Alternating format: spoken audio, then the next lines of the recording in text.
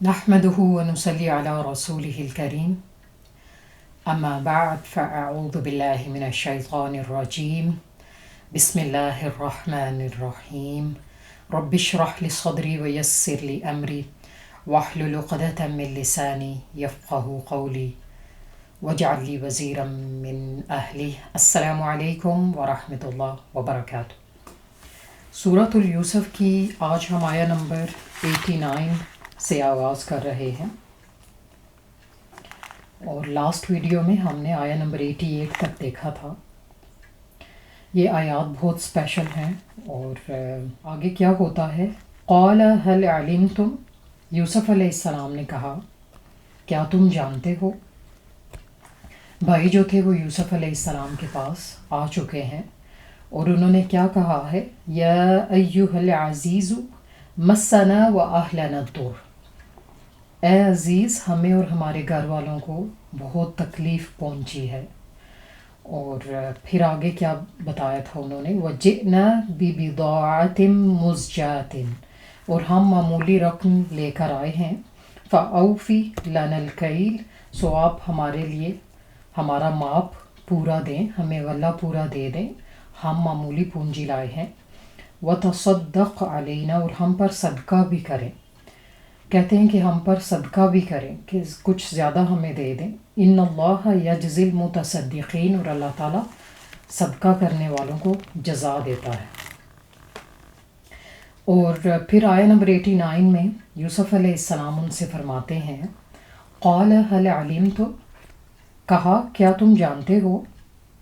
ما فعلتم بیوسف و اخی، کہ تم نے کیا کیا تھا یوسف علیہ السلام کے ساتھ، یوسف کے ساتھ اور اس کے بھائی کے ساتھ، کیا تمہیں علم ہے، کیا جانتے ہو تم؟ اذ انتم جاہلون، جب تم جاہل تھے، جب تم نادان تھے، کیا اس واقعے کو یاد کر سکتے ہو کہ تم نے کیا کیا؟ اور ساتھ میں اپنے بھائی کا بھی ذکر کیا یہاں پہ، کیونکہ بھائی جو ہے وہ ان کے پاس رہا تھا کچھ دن، اور بنیامین جس کی وجہ سے والد اور پریشان ہو گئے تھے، تو بنیامین نے سب کچھ بتایا ہوگا کہ ان کا سلوک میرے ساتھ کیسا ہوتا ہے۔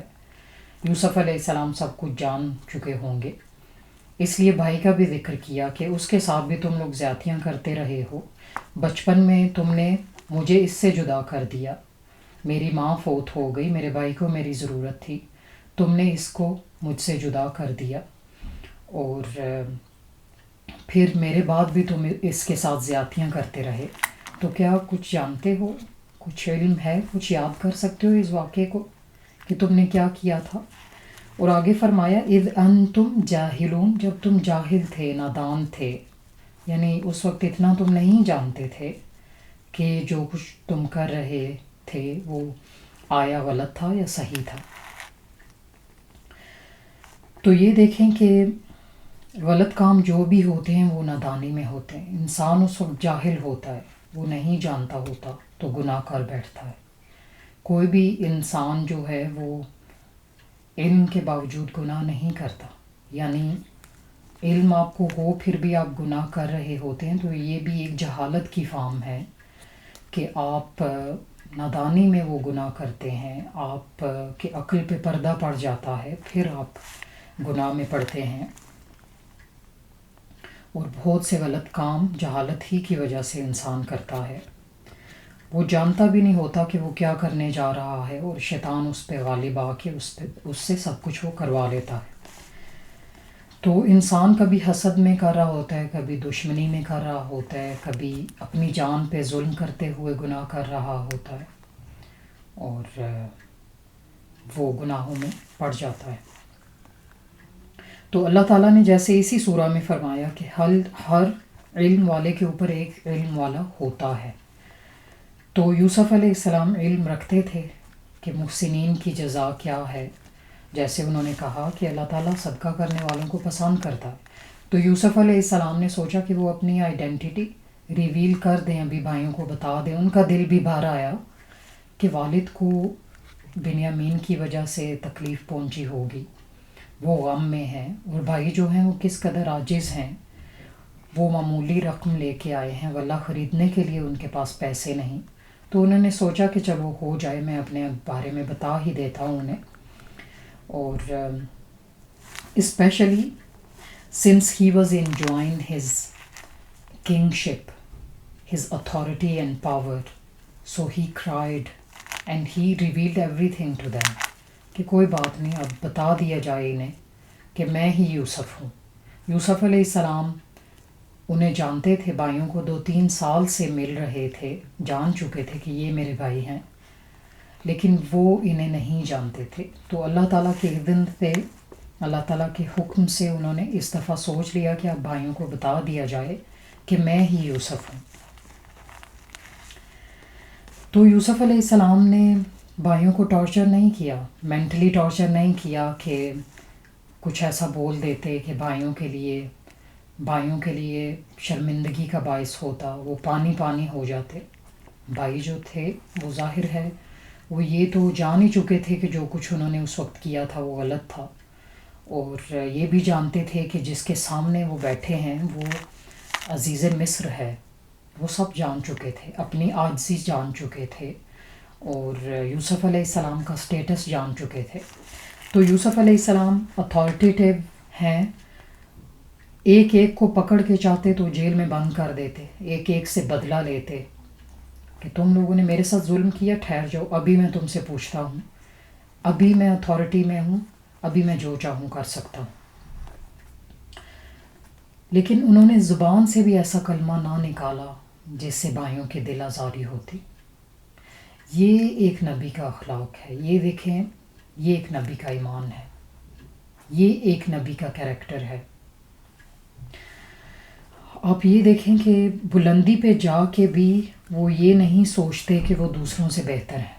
یہ انبیاء کا کریکٹر ہوتا ہے. یوسف علیہ السلام عزیز مصر ہیں، بادشاہت کے مالک ہیں، لیکن پھر بھی وہ جانتے ہیں کہ وہ اللہ تعالیٰ کے عاجز بندے ہیں. کوئی انسان جتنا بھی اونچا ہو جائے، آسمانوں پہ چلا جائے، جتنا بھی وہ ہواؤں میں اڑے، لیکن اللہ تعالیٰ کے سامنے وہ ایک عاجز بندہ ہے، اس کا وہ ایک حقیر غلام ہے اس کا. تو انبیاء جتنے بھی اوپر اٹھ جائیں ان کے پاؤں زمین پہ ہوتے ہیں. وہ یہ جانتے ہیں کہ اگر انہوں نے ابھی بھی لوگوں کو انفیریئر سمجھا، لوگوں کو نیچا دکھایا، تو اللہ تعالیٰ انہیں بہت بڑی سزا دیں گے. اور وہ جتنے بھی اوپر اٹھ جائیں، یہ دنیا عارضی ہے، ایک دن انہوں نے یہاں سے چلے جانا ہے. یہ سارے سٹیٹس، یہ سب کچھ، یہ اتھارٹی، یہ سب کچھ عارضی ہے، اور ایک دن یہ سب چھوڑ کے انہوں نے چلے جانا ہے اس دنیا سے. ہر اسی انسان کی طرح جو کوئی اس دنیا سے چلے جاتے ہیں، حضرت آدم سے لے کے آج تک جو بھی آیا چلا گیا، سب کچھ جو کچھ اس کے پاس تھا یہیں رہ گیا دنیا میں، اور وہ خود قبر میں چلا گیا 2 گز کی زمین میں.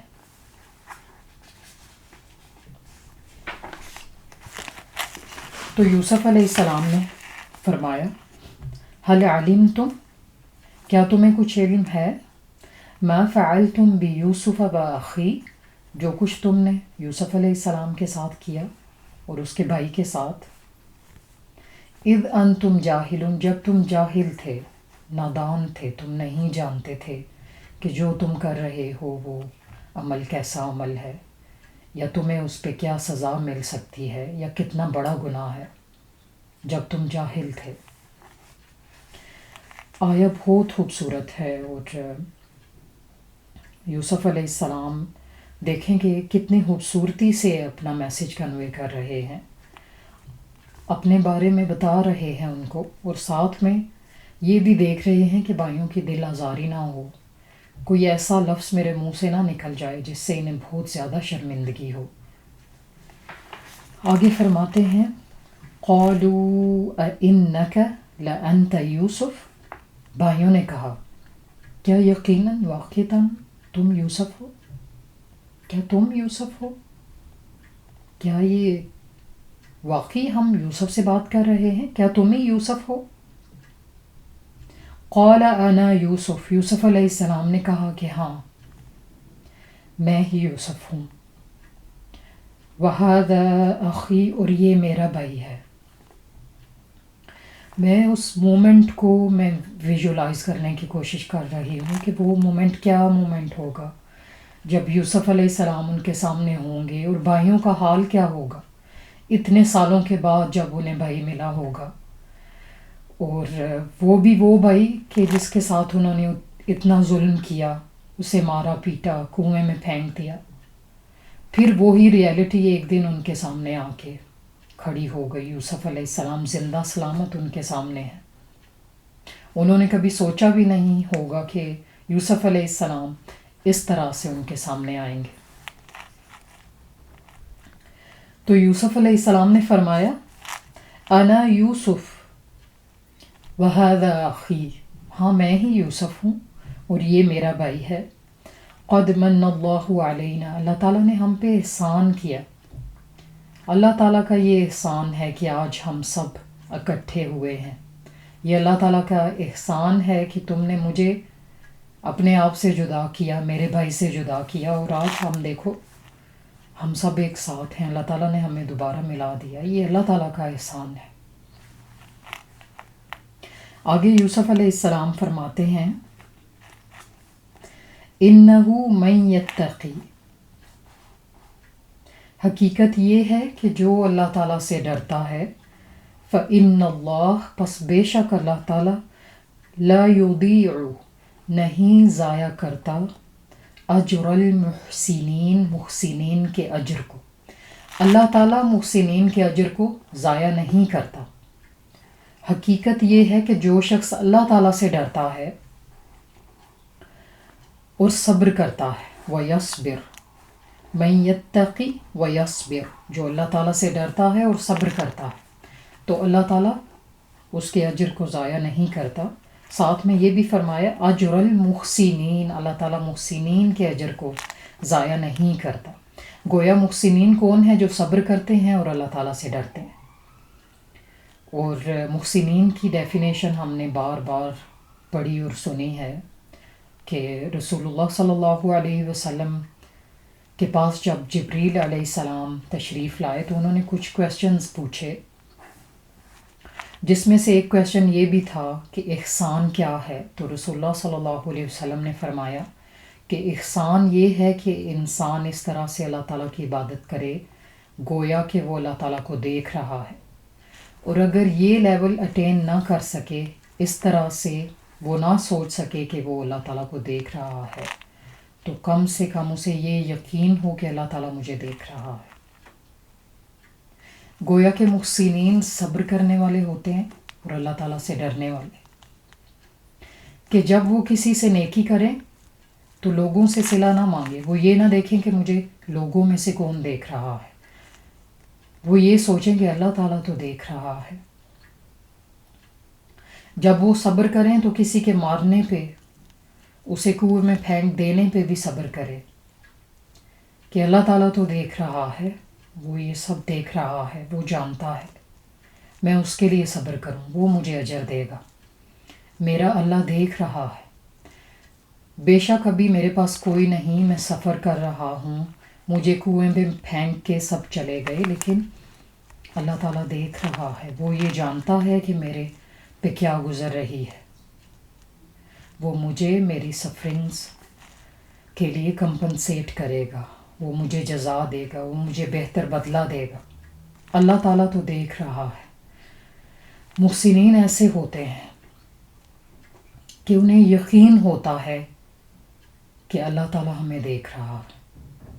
جو بھی وہ کام کرتے ہیں، چھوٹے سے چھوٹی نیکی کرتے ہیں، بڑے سے بڑی نیکی کرتے ہیں، تو وہ یہ سوچتے ہیں کہ اللہ تعالیٰ تو دیکھ رہا ہے۔ کسی نے کچھ کہہ دیا، وہ صبر کر کے چپ کر جاتے ہیں، اسے جواب نہیں دیتے کہ اللہ تعالیٰ تو دیکھ رہا ہے۔ کوئی عبادت کرتے ہیں تو یہ نہیں سوچتے کہ آس پاس میں لوگوں میں سے کون دیکھ رہا ہے، وہ یہ سوچتے ہیں کہ اللہ تعالیٰ تو دیکھ رہا ہے۔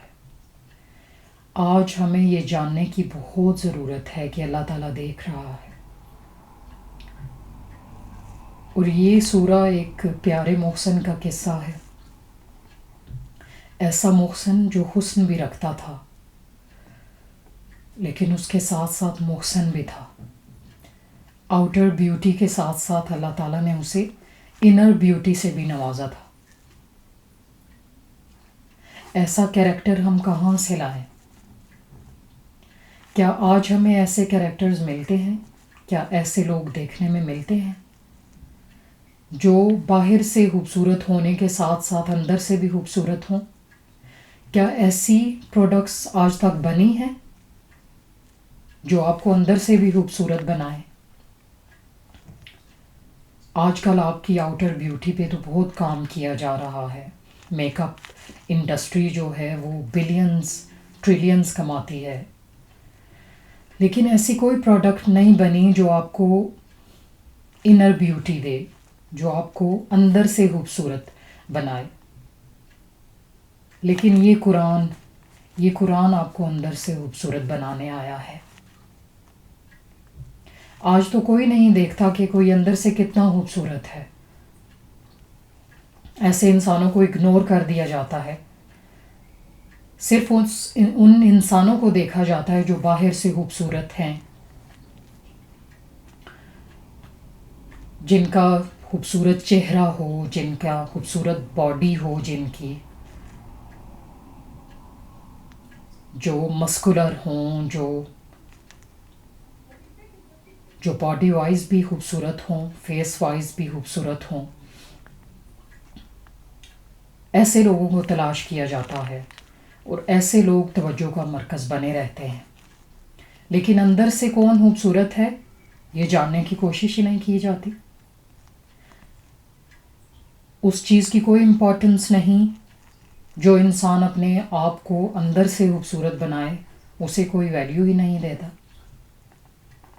سارے یہ سوچتے ہیں کہ باہر سے ہم کیسے نظر آئیں تاکہ لوگوں کی توجہ کا مرکز بنیں، تاکہ لوگ ہمیں خوبصورت سمجھیں، امپورٹنس دیں اور ہم سٹینڈ آؤٹ ہوں. لیکن یہ قرآن آپ کو انر بیوٹی دیتا ہے. یہ قرآن آپ کو محسنین میں شامل کرنے آیا ہے. اللہ تعالیٰ کے ہاں آپ کی آؤٹر بیوٹی کوئی معنی نہیں رکھتی. اور یہ آپ دیکھیں گے قیامت والے دن کہ جو انسان اندر سے خوبصورت ہے وہ اس دن باہر سے بھی خوبصورت ہوگا. وہ سٹینڈ آؤٹ ہوگا اس دن جب ایک دن 50,000 سال کا ہوگا اور سب دیکھیں گے کہ دنیا میں اندر سے خوبصورت کون تھا. اس وقت آؤٹر بیوٹی کوئی معنی نہیں رکھے گی. انسان دیکھ لیں گے کہ بہت سے باہر سے خوبصورت نظر آنے والے لوگ اس دن بہت ہی بدصورت ہوں گے. کچھ تو بہت چھوٹے چیونٹیوں کی طرح ہوں گے جو صرف اپنے باہر کا خیال رکھتے رہے، اپنے اندر کے بارے میں، اپنی اسپرچویلٹی کے بارے میں سوچا تک نہیں. صرف یہ سوچا کہ لوگوں میں نام پیدا کر لیں اور لوگوں میں ہم کیسے دکھتے ہیں، یہ سب کچھ تھا ان کے لیے. قیامت والے دن سب جان جائیں گے کہ آپ اندر سے کیسے تھے. یہ ایک اس پیارے محسن کا قصہ ہے جس کو اللہ تعالیٰ نے باہر سے خوبصورت بنایا تھا، خوبصورتی بخشی تھی، دنیا کا آدھا حسن دیا تھا. اسے اختیار تھا کہ وہ چاہے تو اپنے اندر کو بدصورت بنائے، ماڈلنگ کر کے پیسے کمائے، لوگوں میں نام پیدا کرے، جو چاہے کرے.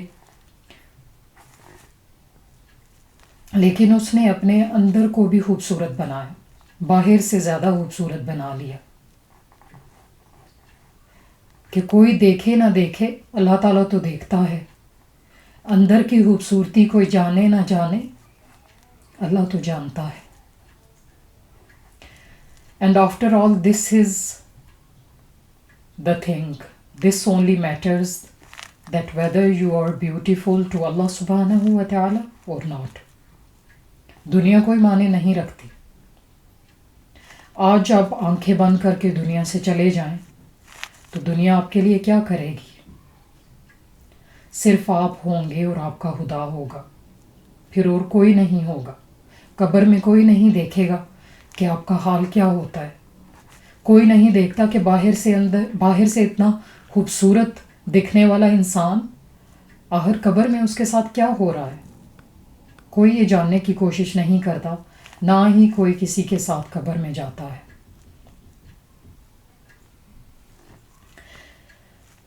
یہ قرآن جو ہے یہ انبیاء کے قصے سنا کے آپ کو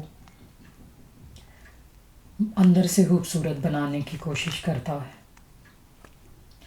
کہ آپ اللہ تعالیٰ کے سامنے کیسے نظر آتے ہیں وہ جانیں۔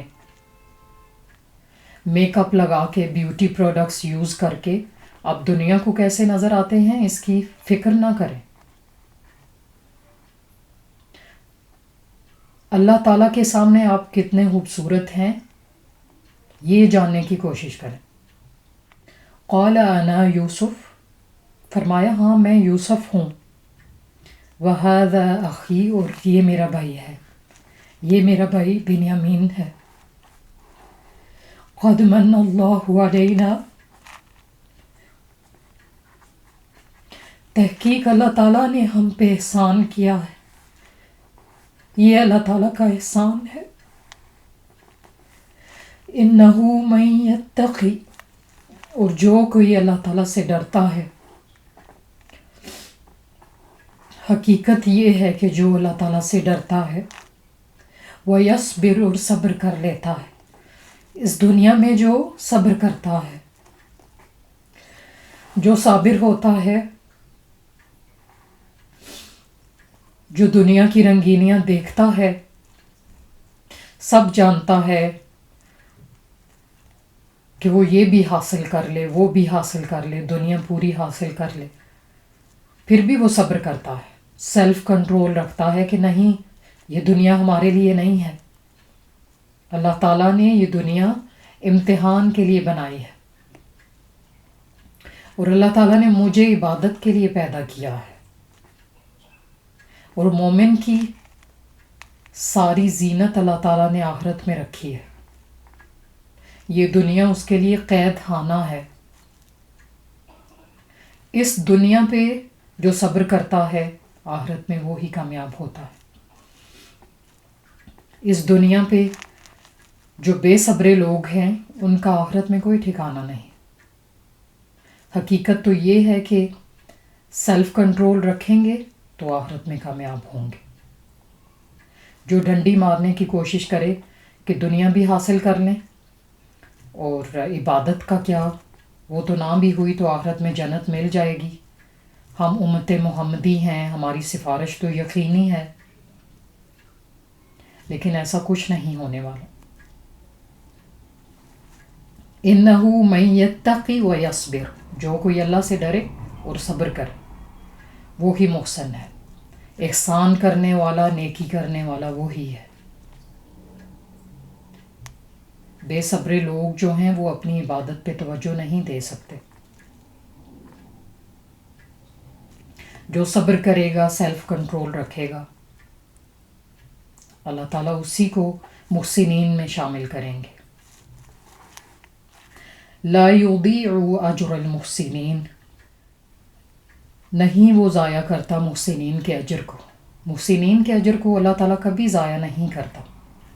فإن اللہ، بے شک اللہ تعالیٰ، یعنی اس میں شک ہے ہی نہیں، اس میں دو رائے نہیں ہیں، بے شک یہ یقینی بات ہے کہ اللہ تعالیٰ لا یضیع، نہیں ضائع کرتا اجر المحسنین، محسنین کے اجر کو۔ آپ اللہ تعالیٰ کو دکھانے کی کوشش کر رہے ہیں کہ آپ یہ چھوٹے سے چھوٹا نیکی کا کام کرنے جا رہے ہیں تو بے فکر ہو جائے، اللہ تعالیٰ نے آپ کا وہ عمل ریکارڈ کر لیا، لکھ لیا، محفوظ کر لیا، سب کچھ آپ کے سامنے آئے گا، جلدی سامنے آئے گا، دیر نہیں لگتی، دنیا سے فٹافٹ انسان رخصت ہو جاتا ہے، ذرا دیر نہیں لگتی۔ آپ دیکھیں کرونا وائرس کی وجہ سے کتنے انسان اس دنیا سے چلے گئے، جنہوں نے کبھی سوچا بھی نہیں تھا کہ وہ بیمار پڑیں گے، جو باہر سے بہت خوبصورت تھے، جنہوں نے اپنے آپ کو ہیلدی رکھا ہوا تھا، اپنی ہیلتھ مینٹین کی ہوئی تھی، جو یہ سوچتے تھے کہ 20 سال تک انہیں کبھی موت آ ہی نہیں سکتی کیونکہ وہ اتنے ہیلدی ہیں، اپنے کھانے پہ اتنی توجہ دیتے ہیں، فیٹی فوڈ اوائڈ کرتے ہیں، اپنا بہت خیال رکھنے والے ہیں، لیکن وہ دنیا سے چلے گئے۔ کرونا وائرس نے ان کے سارے خواب چکنا چور کر دیے۔ آج وہ قبروں میں ہے۔ لا یضیع اجر المحسنین، اللہ تعالیٰ محسنین کے اجر ضائع نہیں کرتا۔ یہ اللہ تعالیٰ کی ذات ہے کہ آپ کے چھوٹے سے چھوٹے عمل کو ویلیویبل بنا دیتی ہے۔ دنیا میں آپ 9 to 5 جاب بھی کرتے ہوں تو پھر بھی بہت سی باتیں، بہت سی آپ کی ہارڈ ورکنگ اگنور کر دی جاتی ہے، آپ کو اس طرح سے ویج نہیں ملتی۔ لیکن یہ صرف اللہ تعالیٰ ہے جو محسنین کے اجر کو ضائع نہیں کرتا، اور یہ وہ محسن کہہ رہا ہے جو یہ جانتا تھا کہ جو کچھ بھی ہو جائے مجھے صبر کرنا ہے، مجھے لوگوں کے سامنے اپنی تکلیف کا اظہار نہیں کرنا، کیونکہ اسے پورا یقین تھا کہ بھائیوں نے جو کیا، میرے پہ ظلم کیا، فیملی سے جدا کر دیا، جو کچھ ہوا، لیکن اللہ تعالیٰ تو دیکھ رہا ہے، وہ محسنین کے اجر ضائع نہیں کرتا۔ اللہ تعالیٰ سب کو چھوٹے سے چھوٹے عمل کی جزا دینے پہ، بہت بڑی جزا دینے پہ قادر ہے۔ آیا نمبر 91 ہے، قالوا تاللہ، انہوں نے کہا اللہ کی قسم۔ یہ کون کہہ رہا ہے؟ یوسف علیہ السلام کے بھائی کہہ رہا ہے۔ کیا کہتے ہیں؟ قالوا تاللہ، اللہ تعالیٰ کی قسم، لقد آثرک اللہ، یقیناً اللہ تعالیٰ نے فوقیت دی، تجھ کو فوقیت دی، علینا، ہم پر، اللہ تعالیٰ نے ہم پہ تمہیں پرائیورٹی دی، اللہ تعالیٰ نے تمہیں ہمارے سٹیٹس سے بڑھا دیا، تمہارا سٹیٹس ہم سے بڑا کر دیا، ہم سے بڑھا دیا۔ وَإِن كُنَّا لَخَاطِئِينَ، یقیناً ہم خطا کار تھے، ہم گناہگار ہیں۔ اور تم دیکھو تم کیا کہتے ہو، لا یضیع اجر المحسنین، اللہ تعالیٰ محسنین کے اجر ضائع نہیں کرتا، تو تمہارا سٹیٹس اللہ تعالیٰ نے بڑھا دیا اور ہمیں چھوٹا کر دیا اور ہم خطا کار بن گئے۔ یہ وہی بات تھی جو بھائیوں کو ایبزارب کرنے میں کتنے سال لگ گئے۔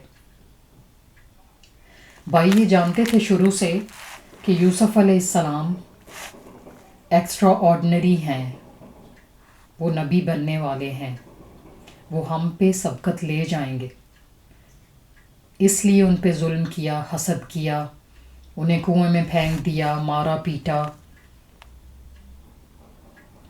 لیکن یوسف علیہ السلام شروع سے محسن تھے، اللہ تعالیٰ کے کاموں کو کوئی روک نہیں سکتا۔ بھائیوں نے ان کے ساتھ حسد کیا تو کیا اللہ تعالیٰ کے کام رک گئے؟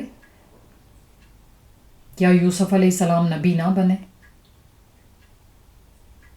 کیا اللہ تعالیٰ نے انہیں ایسے ہی چھوڑ دیا؟ بھائیوں کے پاس نہ رہے تو کیا ہوا؟ دوسرے ملک میں اللہ تعالیٰ نے انہیں وہ مقام دے دیا جو اللہ تعالیٰ دینا چاہتے تھے،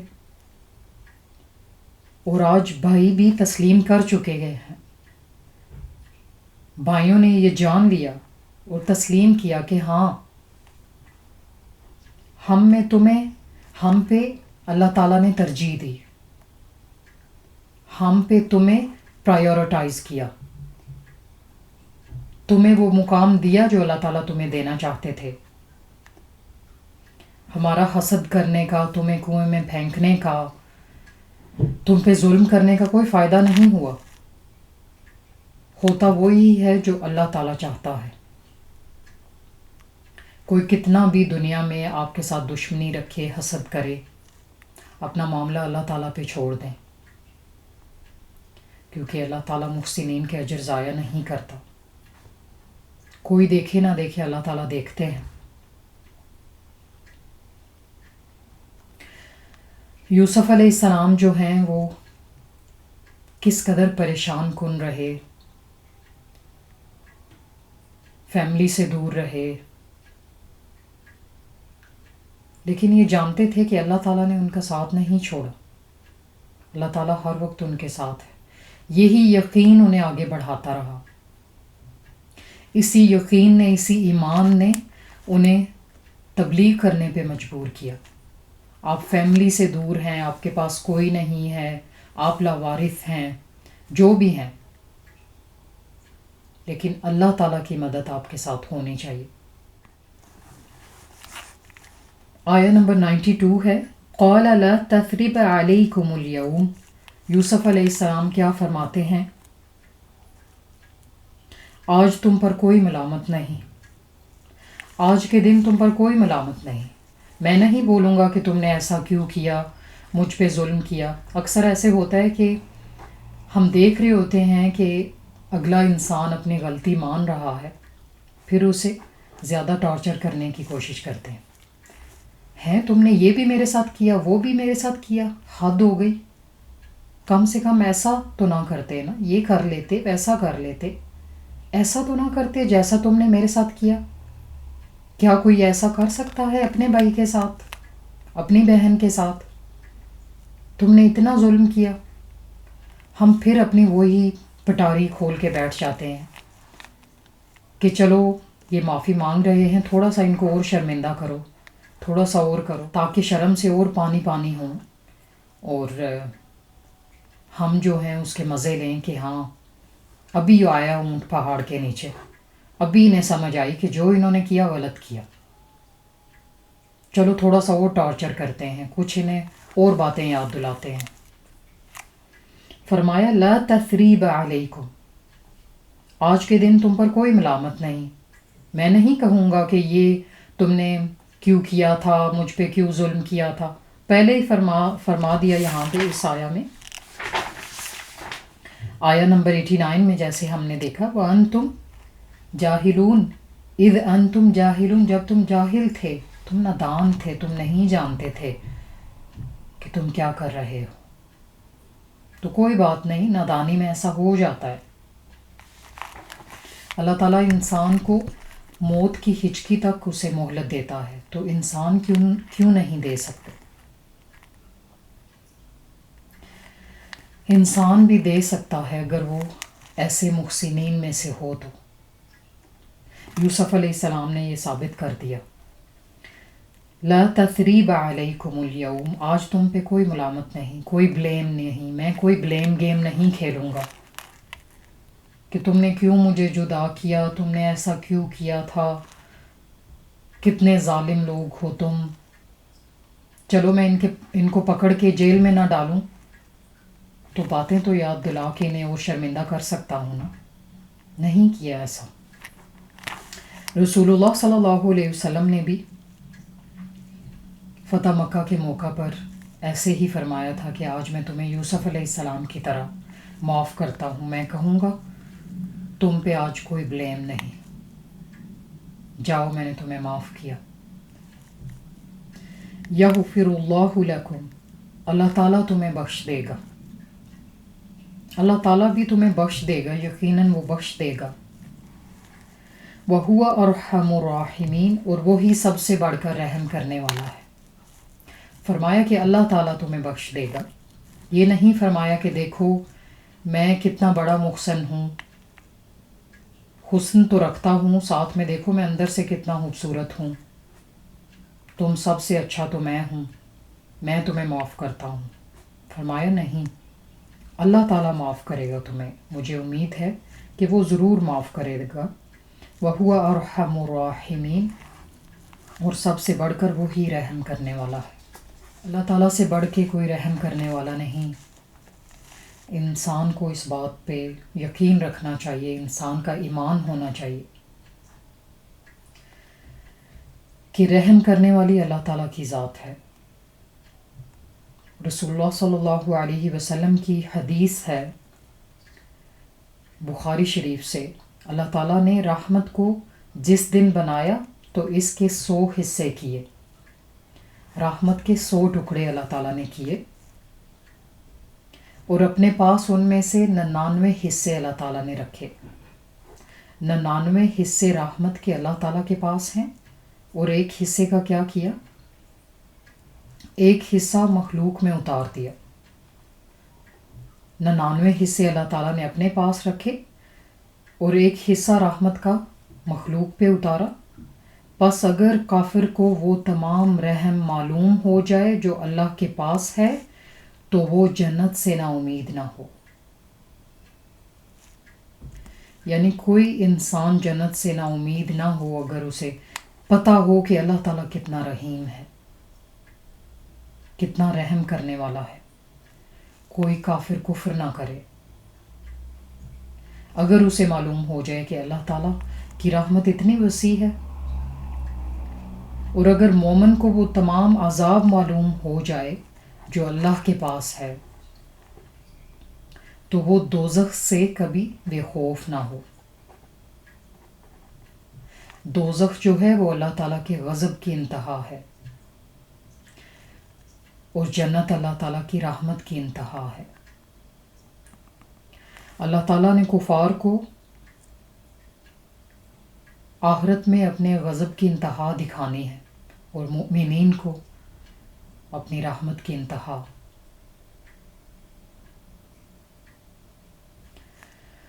اور مومن کو اگر معلوم ہو کہ اللہ تعالیٰ کس قدر عذاب دینے والا ہے تو وہ اللہ تعالیٰ کے عذاب سے کبھی بے خوف نہ ہو، وہ بے خوفی میں کبھی گناہ نہ کرے۔